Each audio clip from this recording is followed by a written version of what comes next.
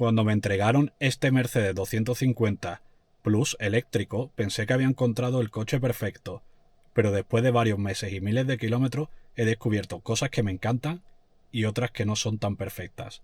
De hecho, he tenido que pasar por el taller 2 veces.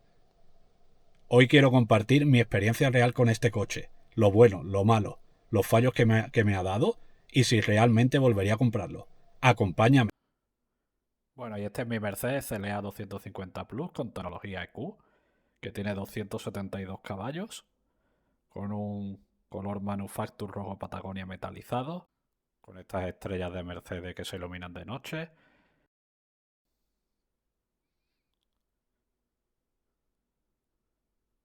Estéticamente me encanta.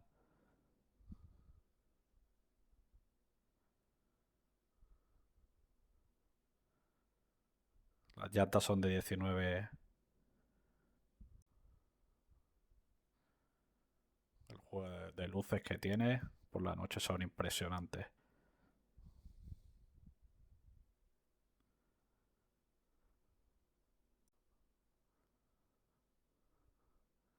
Las manijas con el grabado de Mercedes.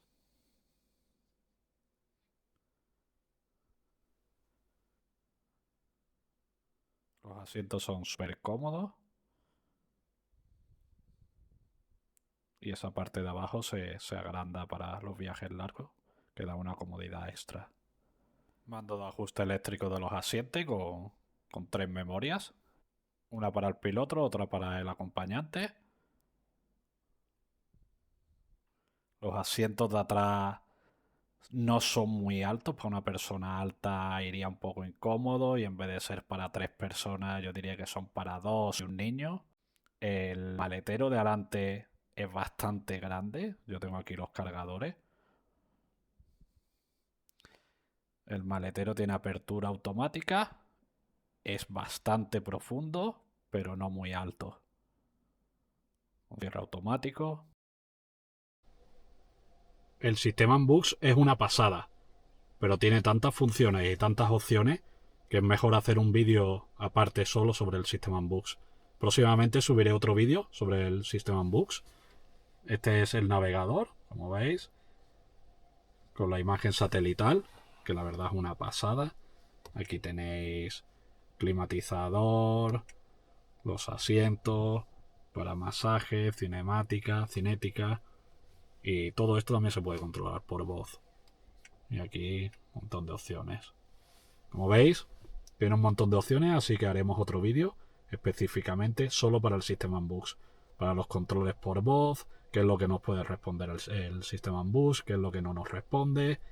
También tiene otra opción aquí que cuando le das aquí abajo le hablas y ves, aquí esto es para el Apple Puedo Car. hacer una búsqueda en internet cuando no estés conduciendo. Ahí vemos. Este es el Siri, que es lo de Apple. Y después aparte estaría el sistema de Mercedes. ¿Ves? Aquí ya le puedes hablar con un Hey Mercedes.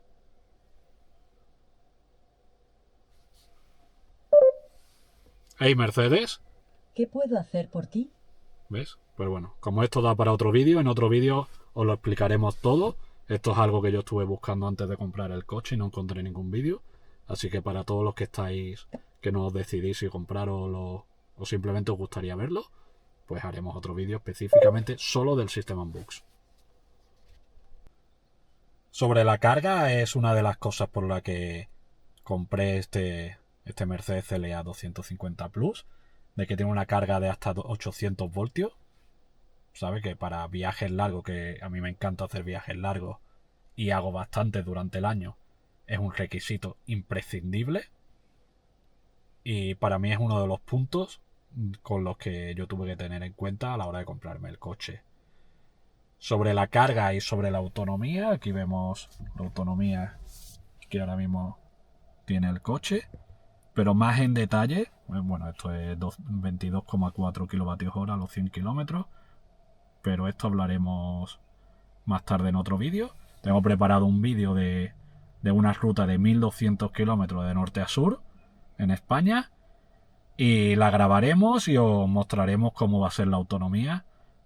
Que sobre el papel, con las llantas de 19, da una autonomía sobre el papel de 750 kilómetros, que veremos a ver cuál es la autonomía real, porque de los 750 kilómetros, lo que os dicen de otros coches, no hay que creerse absolutamente nada. Aparte de que los 750 kilómetros son en mixtos y, como todos bien sabemos, en ciudad se gasta muchísimo menos que en autopista. Pero de todas formas, con 1200 kilómetros que vamos a hacer de norte a sur de España, lo vais a tener todos clarísimo lo que gasta un Mercedes CLA 250 Plus. No vais a tener ninguna duda. Vamos a mostrarlo todo al detalle, cómo cargamos en autopista, cuándo cargamos, cómo hacer la ruta con el navegador de Mercedes, que es lo que yo actualmente estoy usando. Y yo creo que va a salir un vídeo bastante chulo, así que os animo a que os suscribáis. Y en unas semanitas podré subir el vídeo y todos podréis verlo. Bueno, muchos estaréis preguntando por qué he tenido que llevarlo 2 veces al taller, y aquí os lo voy a explicar. Volviendo de un viaje largo, me empezaron a salir cuando iba a 120 km por hora por autopista, aquí en el cuadro de mandos, me empezaron a salir errores de ángulo muerto, de que dejaba de funcionar el ángulo muerto, bueno, varios errores y tal. Y me puse en contacto con el concesionario que me había vendido el coche y me cogieron hora para llevarlo al taller. Cuando lo llevé al taller estuvieron revisándolo y tenían dos... no sé cómo se llama eso. Bueno, que había que actualizarlo.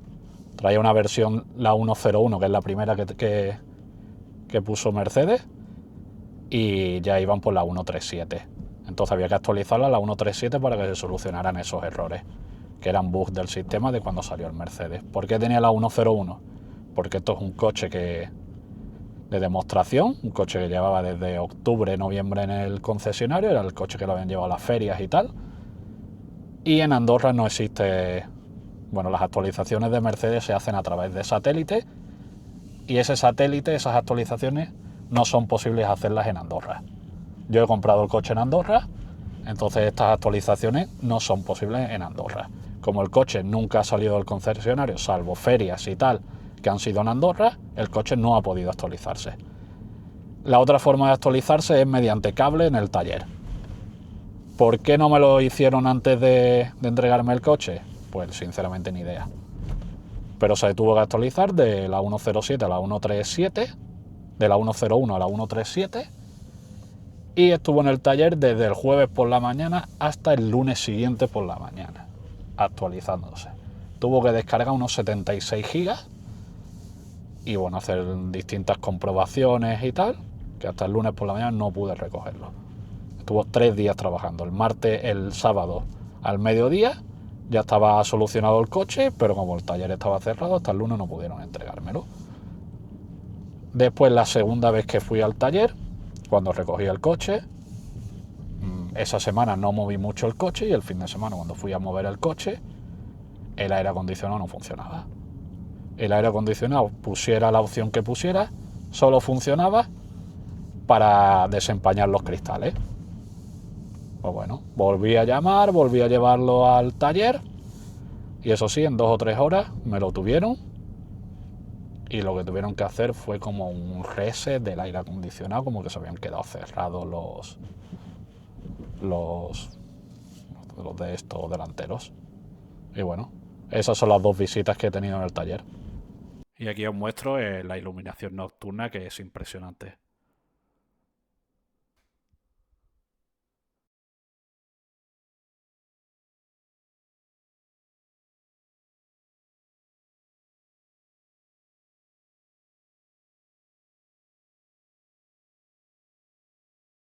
Bueno, y ahora, mientras os enseño la conducción, voy a comentaros los pros y contras. Como pro, la arquitectura de 800 voltios, su autonomía, su diseño, que me encanta, su funcionabilidad. Y como contra, la carga en corriente alterna a 11 kilovatios, cuando hay otros rivales suyos que ya están cargando a 22, aunque creo que los nuevos modelos están cargando ya a 22. El maletero, que quizás es un poco pequeño, y las plazas traseras, que para mí no son aptas para 5 personas. Bueno, y ahora responderemos a la pregunta que hicimos al principio del vídeo, si volvería a comprarme el Mercedes 250 Plus. Y a pesar de los problemas que he tenido, de tener que llevarlo al taller y tal, creo que el N-Bus va mejorando en cada versión. Y sobre todo el punto a favor para mí es la autonomía. Los cerca de 700 kilómetros que hace, que ya veréis los kilómetros reales que hace en autopista en el próximo vídeo. Para mí es un plus. La carga rápida 800 voltios es otro plus. Y para mí, que hago muchos kilómetros al año, muchos viajes largos al año, para mí eso es lo imprescindible. El coche en carretera se comporta de puta madre y para mí yo volvería a comprármelo. Sin ninguna duda, volvería a comprármelo. Creo que en el mercado no hay ningún coche que tenga los requisitos que yo necesito. Al final, cada persona tiene sus propios requisitos. Yo viajo mucho, hago muchos viajes largos. Y para mí la autonomía y la carga rápida era un requisito imprescindible para tener un coche eléctrico. Y eso es todo.